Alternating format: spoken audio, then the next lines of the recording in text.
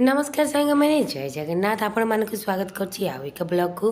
तो आज मु बनाऊँगी मांडियार चकुली जहाँ को आप रागी दोसा भी कहींपर से मुझे गोटे गिना मांडियार पाउडर आपड़ चाहिए मांडिया को आनी पाउडर बनई पारे कि मार्केट बेस मांडियार पाउडर नहीं से सामान गिनारे मु मापिकी हाफ गिना नहीं कौन ना सुजी।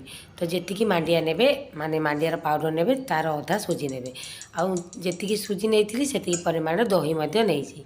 तो यार माप होला जी आपण मांडियार चूना ने तार अधा सुजी ने सुजी जी नहीं से दही ने दही देले ना से मांडिया गोटे खटास आसे तो खाइबा को बहुत टेस्टी लगे।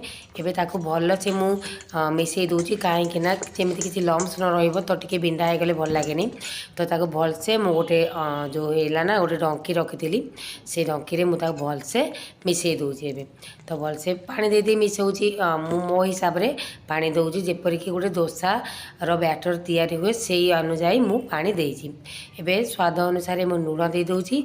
तो लुण देकी ताको भल से गोड़े दूची। देखो मत लगुच कि मत आउ टिके पानी लगे।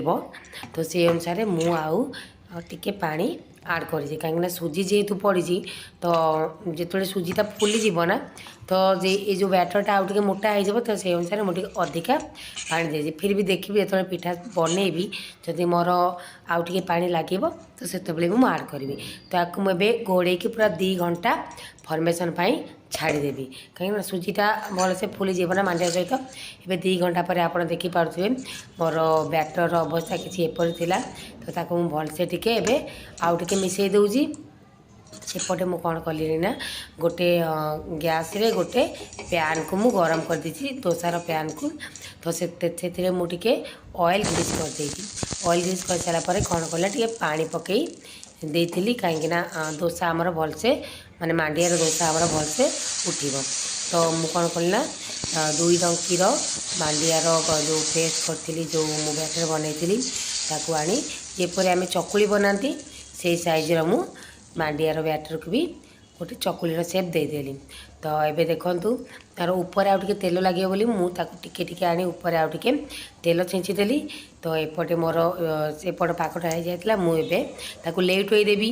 तो देखूँ एबे मुझे लेट हो दूसरी आप लेट सारापर देखिए तार पछपटर कलरटा केते सुंदर आसी।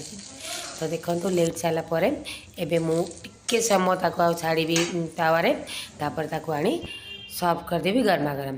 तो ये मु मांडियार जो चकुली बनई ताकू गरमा गरम सर्व करुच्ची बुट बादाम चटनी सहित। तो मांडिया विषय आउ कौन कहबी ये देहपाई एते हेल्दी। तो आपण मैंने सब तो जानी आ कौन जनइबी। तो ये चकुली खायापाई जी टेस्टी थिला देहपाई मत से हेल्दी आपको बनईकी निश्चय ट्राए करूँ।